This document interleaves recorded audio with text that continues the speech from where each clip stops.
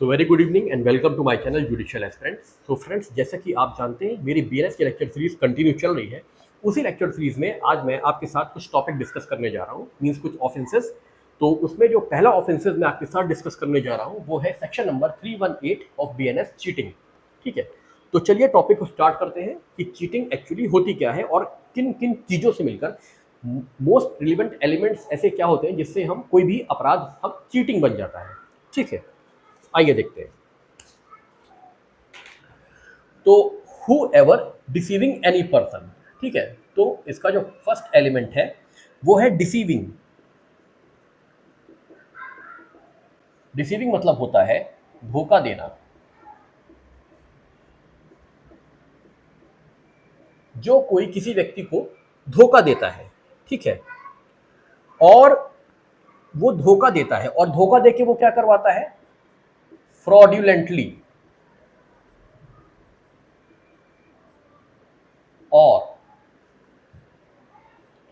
Dishonestly.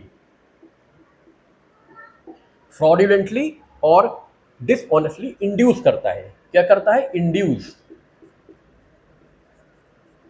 Induce मतलब होता है बहलाना, फुसलाना, प्रेरित करना। ठीक है, किसी तरीके से मना लेना, झूठ बोलकर, ठीक है, धोखाधड़ी करके किसी तरीके से मना लेना। ठीक है, और फिर वो ऐसा इंड्यूसमेंट करके क्या करता है, उसका मकसद क्या है, डिलीवरी करवाने का। किस चीज की? Property of any kind, means movable and immovable.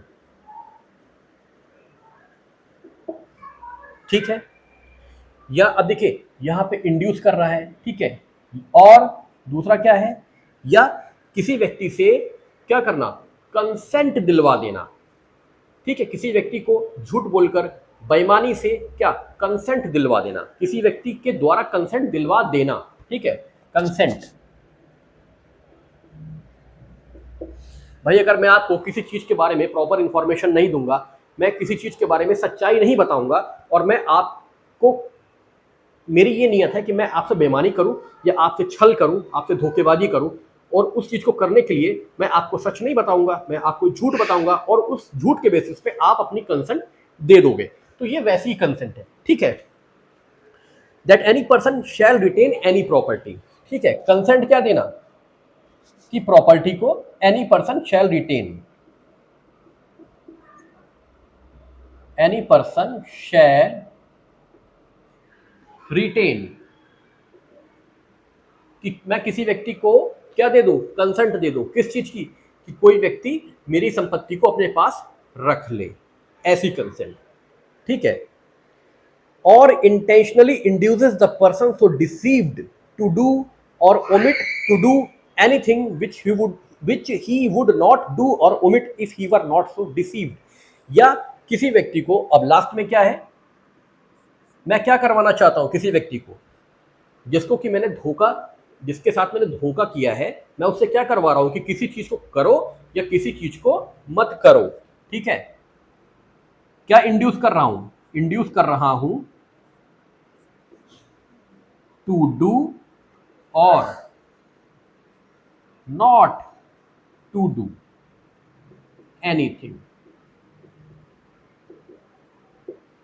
मतलब देखिए यहां पे अभी बताता हूं, if he were not so deceived, अगर वो धोखेबाजी में ना आया होता तो वो ऐसी चीज को या तो नहीं करता या ऐसी चीज को वो करता जो कि वो अब कर रहा है। ठीक है, मतलब जैसे मैं किसी को धोखेबाजी से कहूं कि तुम ये बाइक अपनी सेल कर दो क्योंकि इस बाइक की कंपनी अब बंद हो गई है, ठीक है, और अब तुम्हारी बाइक ऑब्सोलीट हो जाएगी, ना इसके पुर्जे मिलेंगे ना कुछ मिलेगा, जल्दी से सेल कर दो।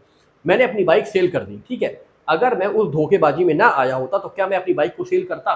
करता ही नहीं करता, मैं उसको यूज करता, क्योंकि ना तो उसकी कंपनी बंद हुई थी और ना ही उसके पार्ट्स मिलना बंद हुए थे, तो मैं उसको क्यों सेल करता, लेकिन मैंने ऐसा किया। तो वही यहाँ पे समझाया जा रहा है। ठीक है, एंड विच एक्ट और ओमिशन कॉजेज और लाइकली टू कॉज डैमेज, और ऐसा एक्ट मतलब ऐसा एक्ट जो व्यक्ति क्या कर रहा है, प्रॉपर्टी को, जस्ट अ सेकेंड,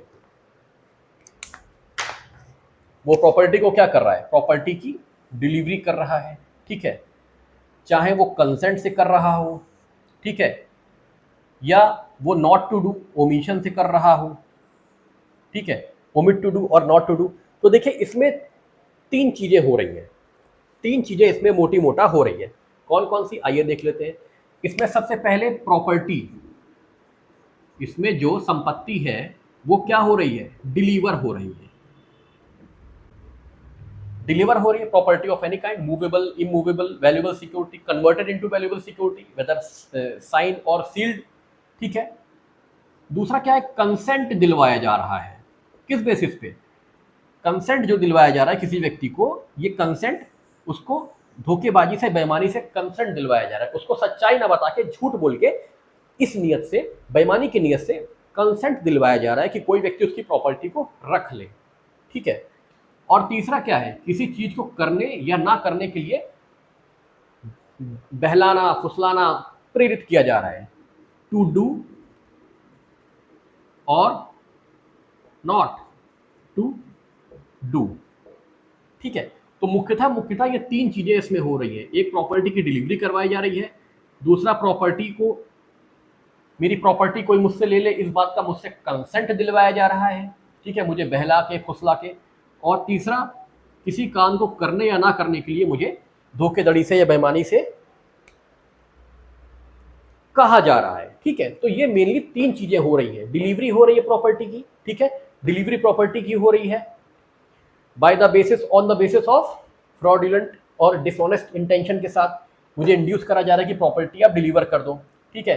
दूसरा, मुझसे कंसेंट दिलवाई जा रही है, मुझसे कंसेंट दिलवाई जा रही है कि मेरी प्रॉपर्टी कोई और रख ले, ठीक है। और तीसरा, मुझसे ये कहा जा रहा है कि तुम ये काम करो या ये काम मत करो, ठीक है। सब कुछ मुझसे झूठा बोलकर, बेईमानी की नीयत से, धोखाधड़ी की नीयत से मुझसे काम करवाया जा रहा है। तो ये इसके बेसिक एलिमेंट है, ठीक है। तो अब चीटिंग अगर आपको समझाना हो कि चीटिंग क्या होती है तो बहुत ईजी समझा दोगे कि भैया कोई व्यक्ति अगर मुझे बेईमानी से या धोखेधड़ी से क्या करता है, मुझे इंड्यूस करता है, मुझे प्रेरित करता है कि मैं अपनी प्रॉपर्टी किसी और को डिलीवर कर दूं, पहली चीज। या कोई व्यक्ति मेरी कंसेंट ले लेता है धोखेधड़ी या बेईमानी से कि मैं अपनी प्रॉपर्टी किसी और को रिटेन करने के लिए, रखने के लिए सहमति दे दूं, तो वो चीटिंग है। या मुझे कोई धोखेधड़ी या बेईमानी से किसी चीज को करने या ना करने के लिए इंड्यूस करता है तो वो चीटिंग है, ठीक है। तो ये आपके एलिमेंट्स मिलकर बनाते हैं चीटिंग के ऑफेंस को। किसको, चीटिंग के ऑफेंस को। ये सारे इंग्रेडिएंट्स मिलकर बनाते हैं चीटिंग को, जो कि सेक्शन 318 में क्लियरिफाई किया हुआ है, ठीक है। अब आइए देखते हैं, इसके एग्जाम्पल्स देख लेते हैं। सारे तो नहीं, लेकिन कुछ कुछ मेन एग्जाम्पल हम देख लेते हैं। अब देखिए, एक्सप्लेनेशन भी बोला है, ए डिसऑनेस्ट कंसीलमेंट ऑफ फैक्ट, मतलब कोई तथ्य जो कि आपको मुझे बताना ही चाहिए, मैं उसको क्या कर लेता हूँ, कंसील कर लेता हूँ, छुपा जाता हूँ, बेईमानी से मैं उसे छुपा जाता हूँ। जैसे कि सपोज करिए एक प्रॉपर्टी है, एक ए है और एक बी है। ए किसी प्रॉपर्टी को परचेज करना चाहते हैं, बी एक एजेंट है जो कि प्रॉपर्टी को खरीदवाता है, बिकवाता है। ए बी से मिलता है और वो कहता है कि सर मुझे प्रॉपर्टी खरीदनी है।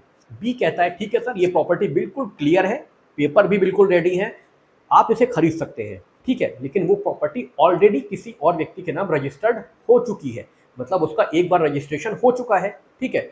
ए उस प्रॉपर्टी को क्या कर लेता है, खरीद लेता है। तो अब आप ये बताइए, किसी एक प्रॉपर्टी को दो बार बेचा जा सकता है? बेचा जा सकता है जब तक कि वो एक प्रॉपर्टी, जो प्रॉपर्टी ऑलरेडी है उसको एक आदमी बेचे, दूसरा आदमी खरीदे। लेकिन यहाँ जब एक आदमी प्रॉपर्टी को बेच ही नहीं रहा है तो दूसरा खरीदेगा कैसे? वही यहाँ पे हुआ है, प्रॉपर्टी ऑलरेडी किसी और के नाम थी और जो एजेंट है वो ए को धोखा देता है, बेईमानी करते हुए उसको वो प्रॉपर्टी दोबारा रजिस्टर्ड करवा देता है उसके नाम से, ए के नाम से। तो कंसीलमेंट ऑफ फैक्ट हुआ ना, उसे सच्चाई नहीं बताई। एजेंट को यहाँ पे ये क्लियरिफाई करना चाहिए था कि सर ये प्रॉपर्टी तो ऑलरेडी सोल्ड आउट हो चुकी है, इसे आप नहीं खरीद सकते, मैं आपको कोई दूसरी प्रॉपर्टी दिखा देता हूँ, ठीक है। तो एक्सप्लेनेशन यही है, ए dishonest concealment of fact is a deception, ये भी धोखाधड़ी है with in the meaning of this section, ठीक है। अब आइए, ए बाई फॉल्सली, ए है, मैं इलस्ट्रेशन नंबर ए पढ़ रहा हूँ, A by falsely pretending to be in the civil service. A अपने आप को दिखाता है कि ए क्या है, एक सिविल सर्वेंट है, सिविल सर्विस में है। इंटेंशनली डिसीज, जानबूझकर नियत से वो धोखा देता है जेड को इनटू बिलीव, जिससे कि जेड को क्या हो जाए, ये विश्वास हो जाए that this intentionally deceive Z and दस डिसऑनेस्टली, जेड को क्या करता है, धोखा देता है और बेईमानी से उसे क्या करता है, प्रेरित करता है जेड को कि to let him have on credit goods for which he does not mean to pay. मतलब कहता है कि मैं सिविल सर्विस में हूं और मुझे तुम ये गुड्स किस पे दे दो, मुझे ये गुड्स तुम उधारी पे दे दो, ठीक है। जबकि उसकी नीयत क्या है, उस उधार को चुकाने की उसकी नीयत नहीं है, लेकिन उस उधार को लेने के लिए उसने अपने आप को क्या शो कर दिया है कि मैं सिविल सर्विस में हूँ, ठीक है।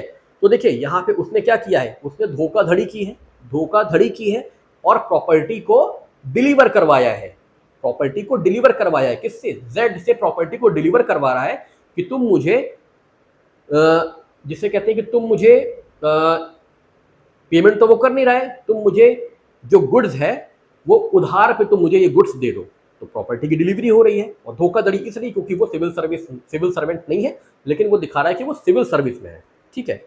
एक एग्जांपल और बीच से उठा लेते हैं।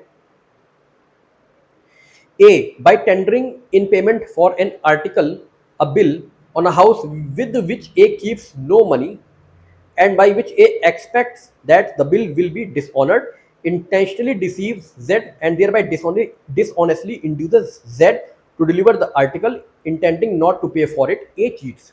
देखिए यहाँ पे क्या है, A by tendering in payment for an article, a bill on a house with which A keeps no money, ठीक है। मतलब A क्या है, A by tendering payment for an article, ठीक है। वो कहता है कि मैं इस आर्टिकल का पेमेंट आपको कर दूंगा, ठीक है, with which A keeps no money, जिसकी पेमेंट के लिए ए के पास कोई पैसा नहीं है, ठीक है।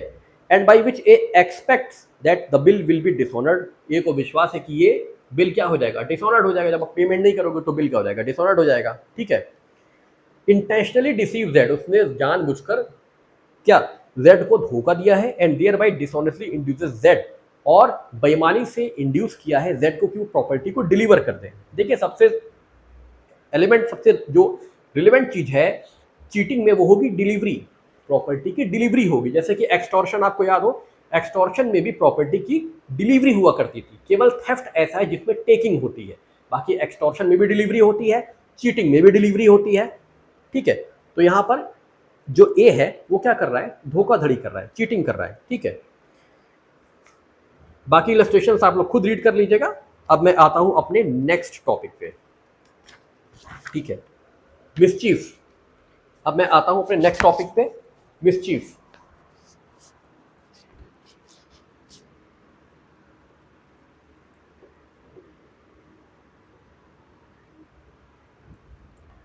जो भी आप लोगों को प्रॉब्लम हो रिलेटेड टू सेक्शंस, प्रोविजंस, आप फ्री हैं, बिल्कुल मुझे आप पूछ सकते हैं कि सर मुझसे ये क्लियर नहीं हो पाया, मुझे दोबारा इसको आप क्लियर कर दीजिए, मैं दोबारा वीडियो ला दूंगा, कोई प्रॉब्लम नहीं है। आइए स्टार्ट करते हैं। मिसचीफ,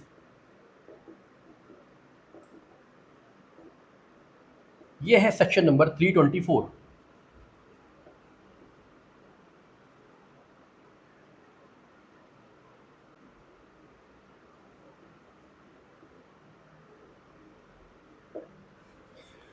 अब देखिए, whoever with intent to cause, यहां पे क्या है, इंटेंशन है, इंटेंशन है, टू कॉज और नोइंग, नॉलेज भी है, इंटेंशन और knowledge, knowledge that he is likely to cause or wrongful loss or damage to the public or to any person, wrongful loss और डैमेज किसको, टू पब्लिक और to person, ठीक है। Cause the destruction, क्या कर रहा है, डिस्ट्रक्शन कर रहा है, destruction of any property, destruction किसकी, प्रॉपर्टी, इसमें भी दोनों आ जाएगा, मूवेबल और इमूवेबल, ठीक है। और any such change in any property, तो क्या हो गया, डिस्ट्रक्शन हो गया, डिस्ट्रक्शन एक तो देखिए ये पॉइंट हो गया, और चेंज, उसके नेचर में कुछ चेंज ला देना, change in any property, change in any property, ठीक है, और in the situation thereof as destroys और डिमिनिशेस इट्स वैल्यू, या ऐसी सिचुएशन क्रिएट कर देना जो कि क्या कर दे, और in the situation thereof as destroys और डिमिनिशेस इट्स वैल्यू और यूटिलिटी और affects its injuriously commits mischief, ठीक है, मतलब ऐसी सिचुएशन क्रिएट कर देना जो कि क्या कर दे, प्रॉपर्टी की वैल्यू, अभी मैं इसको और शॉर्ट कर दूंगा, प्रॉपर्टी की वैल्यू क्या कर दे, प्रॉपर्टी की वैल्यू क्या कर दे, डिमिनिश कर दे, डिमिनिश कर दे, ठीक है, in any property or in the situation thereof as destroys or diminishes its value or utility or affects it injuriously commits mischief, ठीक है। तो देखिए अब यहाँ पे बहुत सिंपल सा है कि whoever with the intention to cause, किसी व्यक्ति की क्या है, किसी व्यक्ति का ये आशय है, ठीक है, किसी व्यक्ति का ये इंटेंशन है, ठीक है, इंटेंशन है, या किसी व्यक्ति को ये नॉलेज है कि ऐसा करने से ऐसा हो जाएगा, क्या, रॉन्गफुल लॉस और डैमेज, रॉन्गफुल लॉस और डैमेज हो जाएगा, किसको, पब्लिक को या पर्सन को, ठीक है। अब ये रॉन्गफुल लॉस और डैमेज किस बेस पे हो रहा है, क्योंकि वो कर रहा है क्या, डिस्ट्रक्शन किसका, प्रॉपर्टी का, प्रॉपर्टी चाहे मूवेबल हो चाहे इमूवेबल हो, ठीक है, उसका वो कर रहा है डिस्ट्रक्शन, इंटेंशन के साथ या नॉलेज के साथ, ठीक है। एक तो हो गया डिस्ट्रक्शन कर रहा है, दूसरा प्रॉपर्टी में वो किसी प्रकार का चेंज ला दे रहा है, प्रॉपर्टी में किसी प्रकार का वो चेंज ला दे रहा है, प्रॉपर्टी में किसी प्रकार की चेंजेस कर दे रहा है, जिससे कि प्रॉपर्टी क्या हो जाएगी, प्रॉपर्टी की वैल्यू डिमिनिश हो जाएगी, प्रॉपर्टी की इफेक्टिविटी डिमिनिश, और प्रॉपर्टी क्या हो जाएगी, लेस इफेक्टिव,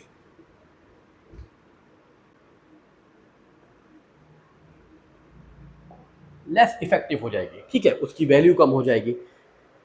अगर वो ऐसा कर रहा है तो वो क्या कर रहा है, कमिट्स मिसचीफ। बहुत सिंपल सी बात है, आप इंटेंशनली, कोई एक कार बाहर खड़ी है, ठीक है,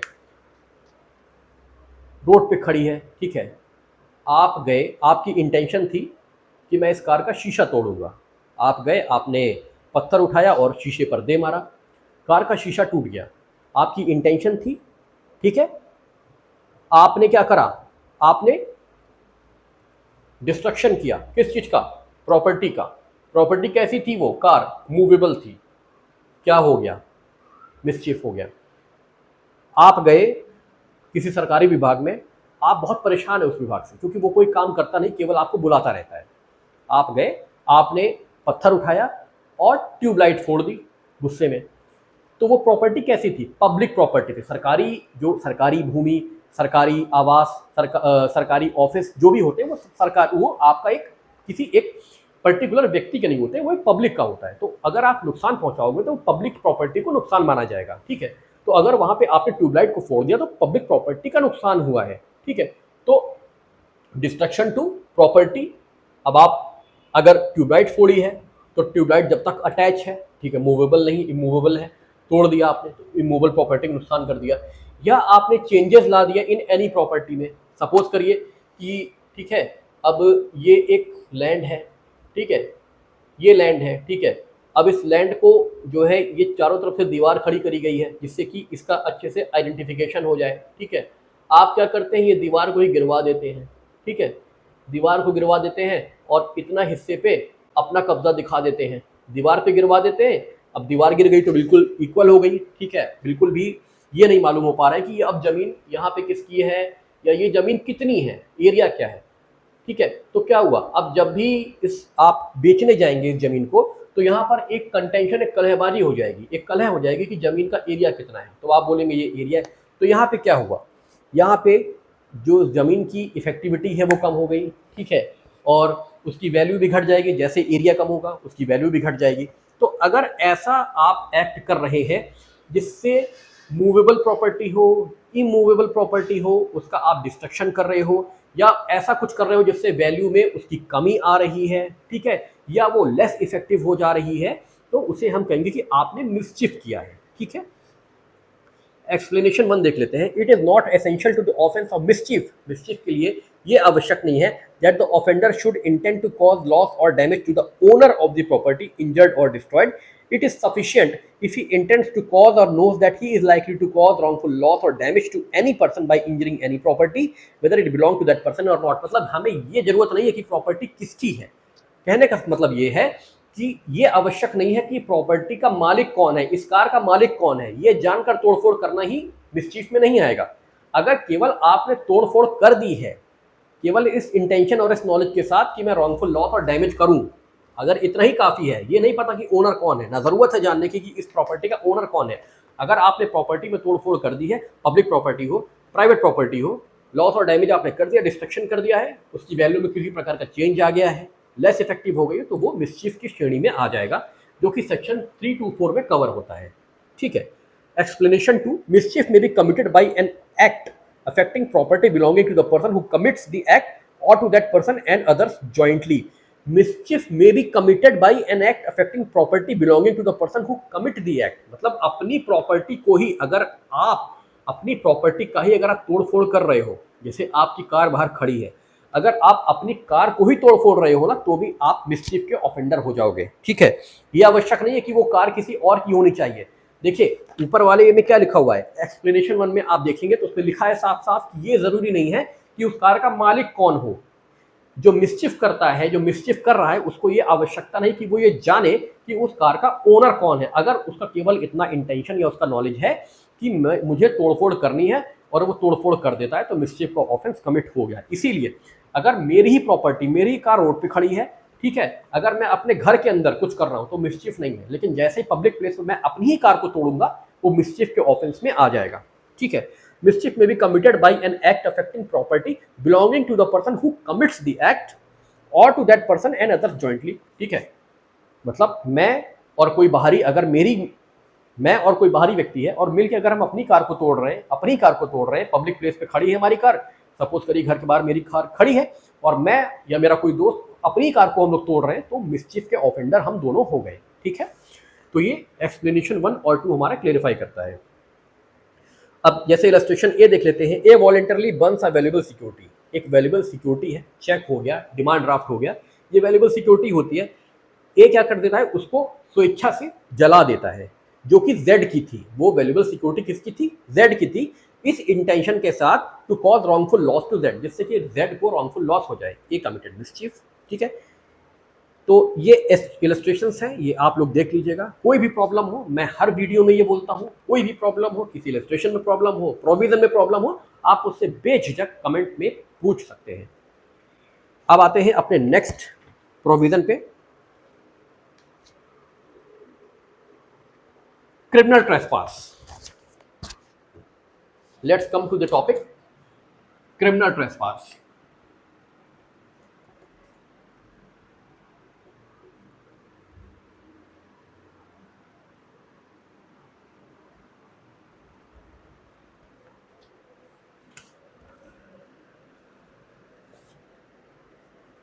क्रिमिनल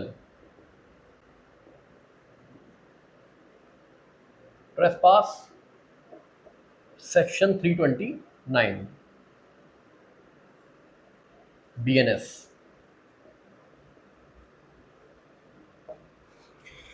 अब देखिए ट्रेसपास क्या होता है। Trespass means entering into the property. अब आप कहेंगे entering into the property trespass कैसे हो गया, हम तो अपने घर में रोज एंटर करते हैं। तो देखिए जिस घर में आप एंटर कर रहे हैं, अगर वो आपका खुद का घर है, तो ट्रेसपास क्यों हो गया।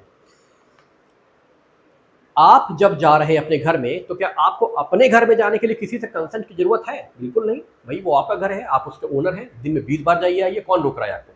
लेकिन अगर किसी दूसरे के घर में आप उसकी बिना परमिशन के घुस रहे हैं और आपकी इंटेंशन कैसी है, किसी अपराध को करने की आपकी इंटेंशन है और आप एंट्री कर जा रहे हो उसके विदाउट कंसेंट के, तो वो हो जाता है क्रिमिनल ट्रेसपास। अगर आप एंट्री कर रहे हो उसकी कंसेंट के बावजूद, आप एंट्री करें, उसकी कंसेंट लिए, आपने एंट्री करी, लेकिन उस एंट्री के बाद आपने किसी प्रकार का वहां पे ऑफेंस क्रिएट कर दिया, तो क्रिमिनल ट्रेसपास हो गया। आइए समझते हैं एक एक पॉइंट को। तो हु एवर एंटर्स इनटू और अपॉन प्रॉपर्टी, ठीक है, एक प्रॉपर्टी है,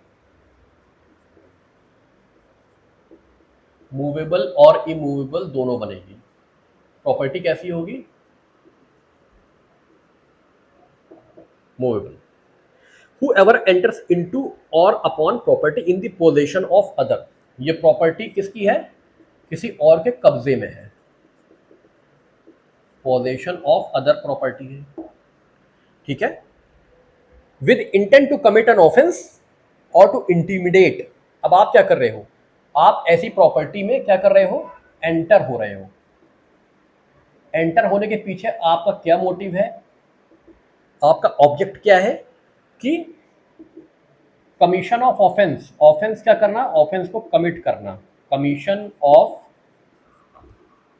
ऑफेंस करना या धमकी देना, इंटीमिडेट, ऑफेंस कमिट करना या धमकी देना, ठीक है। या और क्या करना, यही लिख दे रहा हूं नीचे, और इंसल्ट करना और एनॉय करना, ठीक है। इंसल्ट और annoy any person in possession of such property, जो उस प्रॉपर्टी का कब्जाधारी है उस समय जिस समय आपने एंट्री करी है, ठीक है। और हैविंग लॉफुली एंटर्ड इनटू और अपॉन सच प्रॉपर्टी। अब देखिए यहां पे तो आप क्या, यहां पे जो आपकी एंट्री हो रही है ये अनलॉफुल एंट्री है,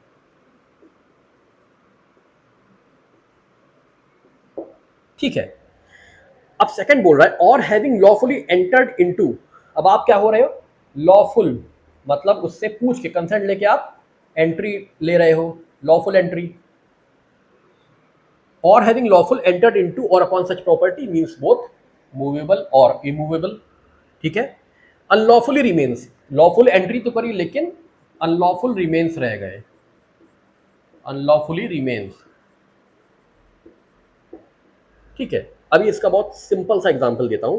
with intent thereby to intimidate, insult और एनॉय, सेम चीज, इंटीमिडेट, इंसल्ट और annoy any such person with intent to commit an offence is said to commit an criminal trespass. अब जो यहां पर आप लॉफुल एंट्री करने के बाद अनलॉफुली रिमेन रह गए हो, इसका मतलब क्या है? जैसे कि मान लीजिए बहुत सारे आते हैं हमारे यहाँ सामान बेचने के लिए, ठीक है। उसने बेल बजाई, ठीक है, वो कोई आर्टिकल आपके यहाँ बेचने के लिए आया है, ठीक है। वो एंट्री होता है आपके घर में, आप कहते हैं ठीक है अंदर आ जाइए, वो आपके घर में एंट्री करता है, अभी उसने आपकी कंसेंट ली है, तो ये लॉफुल एंट्री हो गई। सेल्समैन है वो आपको आर्टिकल दिखाना शुरू करता है, ठीक है। जब आप आर्टिकल देख लेते हो फिर आप कहते हो कि नहीं नहीं ये सारे आर्टिकल तो मेरे पास है, मुझे नहीं लेना, भैया आप जाइए।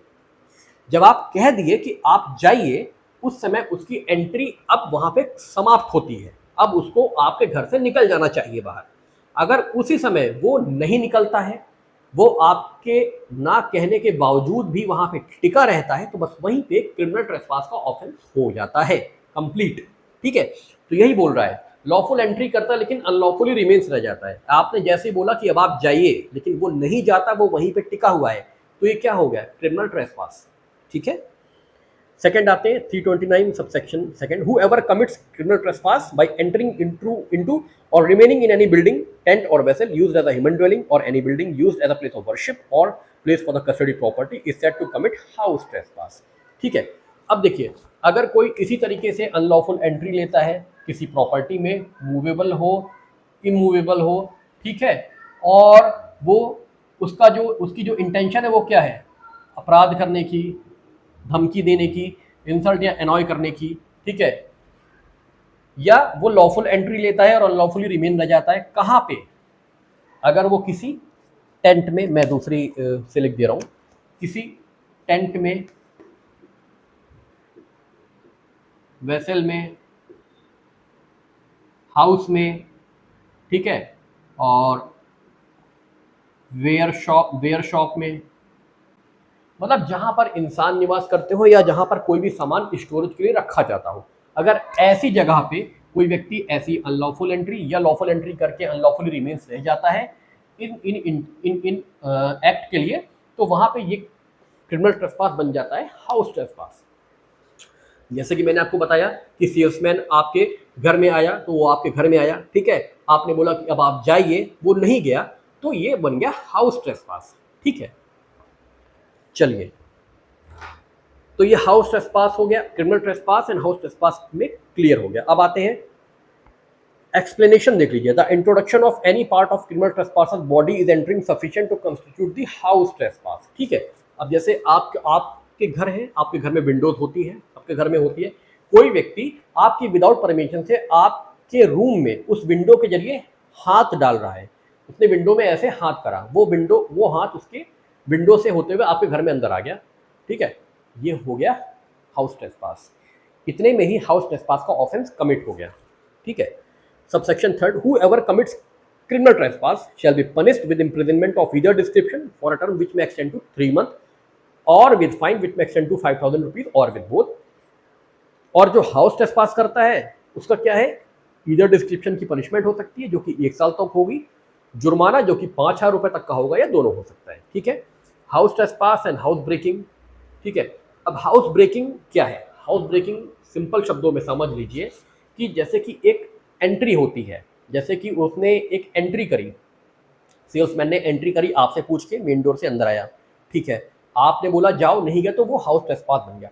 अगर वो सेल्समैन या कोई भी व्यक्ति आपके घर का दरवाजा तोड़कर, आपकी विंडो तोड़कर, दीवार गिराकर, दीवार में छेद कर कर, रस्सी डालकर चढ़ता है, चढ़ने की कोशिश करता है, अगर इन सब माध्यम से वो आपके घर में एंट्री करने की कोशिश कर रहा है, तो वो बन जाएगा हाउस ब्रेकिंग, क्योंकि वो ब्रेक कर रहा है, दीवार तोड़ रहा है, विंडो तोड़ रहा है, दीवार गिरा रहा है, छेद कर रहा है, रस्सी फेंक रहा है, कैसे भी एक ऐसा माध्यम चुन रहा है जो कि नॉर्मल माध्यम नहीं है, तो वो बन जाएगा हाउस ब्रेकिंग।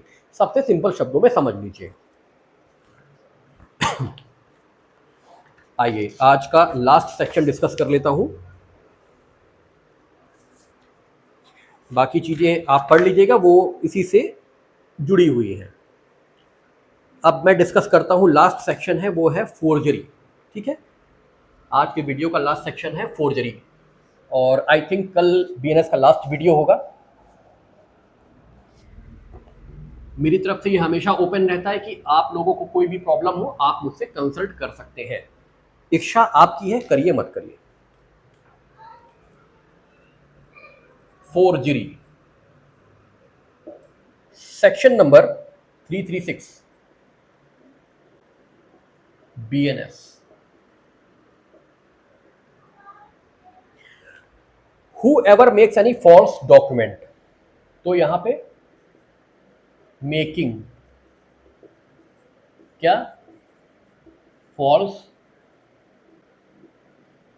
डॉक्यूमेंट, ठीक है। Whoever makes any false document or false electronic record, false document और false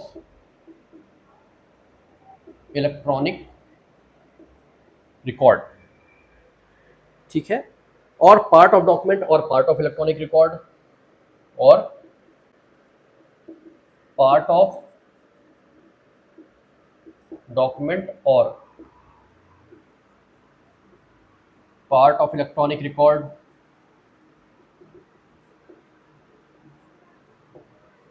ठीक है, with intent to cause damage और इंजरी। ये मेकिंग कैसे हो रही है? इंटेंशन से हो रही है। इंटेंशन कैसी है? इंटेंशन है डैमेज करने की या इंजरी करने की, ठीक है, डैमेज या इंजरी करने की, टू द पब्लिक और टू एनी पर्सन। डैमेज और इंजरी किसको? टू पब्लिक और टू एनी पर्सन, किसी एक व्यक्ति विशेष को, एनी पर्सन को, या समांतक जनता को, पब्लिक को, ठीक है। और to cause any person to part with property, ठीक है, टू पब्लिक और टू एनी पर्सन और टू सपोर्ट एनी क्लेम और टाइटल। डैमेज करना, इंजरी करना, सपोर्ट करना या क्लेम करना, किसको? किसी टाइटल को, सपोर्ट और क्लेम एनी टाइटल, ठीक है, और to cause any person to part with property, या इंटेंशन क्या है, पार्टीशन करवाना,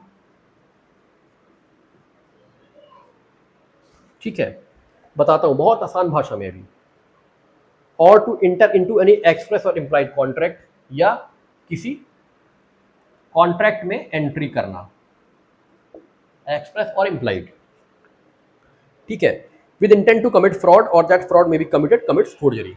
सिंपल सी भाषा में समझ लीजिए, मतलब कोई भी ऐसा फॉल्स, फर्जी दस्तावेज या फर्जी इलेक्ट्रॉनिक रिकॉर्ड बनाना, फर्जी दस्तावेज या फर्जी इलेक्ट्रॉनिक रिकॉर्ड बनवाना, या आधा डॉक्यूमेंट फर्जी बनवाना या आधा इलेक्ट्रॉनिक रिकॉर्ड फर्जी बनवाना, जिससे कि आप क्या कर सकते हैं, डैमेज कर सकते हैं, इंजरी कर सकते हैं, सपोर्ट कर सकते हैं, क्लेम कर सकते हैं।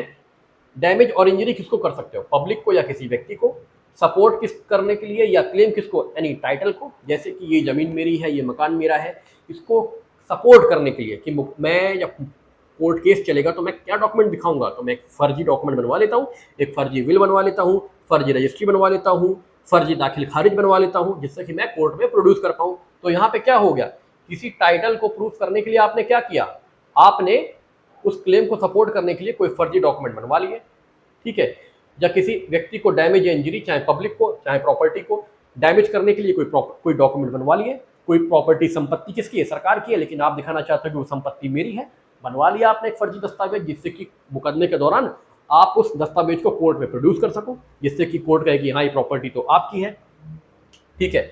तो ऐसा डैमेज, इंजरी, सपोर्ट और क्लेम या प्रॉपर्टी के पार्टीशन के लिए आप जानते हो कि आपका हिस्सा संपत्ति में नहीं बन रहा है, लेकिन उस अपने को उस हिस्सेदारी में लाने के लिए आपने एक फर्जी डॉक्यूमेंट बनवा लिया, या आपने कॉन्ट्रैक्ट, फर्जी कॉन्ट्रैक्ट बनवा लिया कि मेरे इनके बीच में ऐसा ऐसा कॉन्ट्रैक्ट हुआ था कि ये प्रॉपर्टी ये मुझे डिलीवर करेंगे या इस प्रॉपर्टी का मुझे कब्जा देंगे, ठीक है। तो ऐसे फर्जी दस्तावेज को बनवाना, जिससे कि इलेक्ट्रॉनिक रिकॉर्ड को बनवाना, जिससे कि आप damage, injury, support, claim, partition या कॉन्ट्रैक्ट कर पाए, ऐसे अगर आप ऐसे डॉक्यूमेंट्स को बनवाते हो फॉल्स, तो वो कहेंगे फोर्जरी।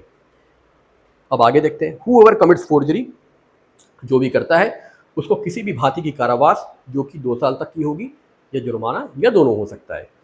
अब थर्ड में देखते हैं, कोई भी अगर फोर्जरी करता है इस इंटेंशन के साथ, डॉक्यूमेंट या इलेक्ट्रॉनिक रिकॉर्ड फोर्ज करता है कि ये किस लिए पर्पज हो, for the purpose of cheating, cheating करने के लिए अगर कोई ऐसे फर्जी दस्तावेज या डॉक्यूमेंट बनवाता है, इलेक्ट्रॉनिक रिकॉर्ड बनवाता है, तो उसकी पनिशमेंट क्या होगी, 7 साल तक की, और जुर्माना तो हो गई होगा। Whoever commits forgery intending that the document or electronic record forged shall harm the reputation of any party, किसी प्रॉपर्टी, किसी पार्टी की रेपुटेशन को हार्म करने के लिए, या ये जानते हुए कि ऐसा करने से ऐसा हो जाएगा, किसी व्यक्ति की रेपुटेशन पे फर्क पड़ेगा, उसकी रेपुटेशन खराब हो जाएगी, ऐसा करता है तो किसी भी भांति की कारावास जो कि 3 साल तक की होगी और जुर्माना तो हो गई होगा, ऐसा करता है तो इसे कहेंगे कि उसने फोर्जरी का ऑफेंस किया है। तो फ्रेंड्स, आज का मेरा जो सीरीज़ थी लेक्चर की, आज यहाँ पे एंड होती है। आज का लास्ट सेक्शन था फोर्जरी, जो मैंने आपको यहाँ पे डिस्कस किया है। अगर आपको किसी भी प्रकार की कोई भी प्रॉब्लम आई हो समझने में किसी भी चीज़ को, आप कमेंट बॉक्स में कमेंट करके या व्हाट्सएप पर मैसेज करके आप मुझसे डिस्कस कर सकते हैं। आपका मोस्ट वेलकम है। आई थिंक कल BNS का लास्ट लेक्चर होगा, उसके बाद मैं CRPC मतलब BNSS को स्टार्ट करूँगा। तो तब तक के लिए आप लोगों का बहुत बहुत आभारी हूँ। सभी लोग को मेरा बहुत बहुत धन्यवाद और नमस्कार। बहुत ही जल्दी नेक्स्ट वीडियो के साथ आपके सामने हाजिर होऊंगा। तब तक के लिए सभी को नमस्कार।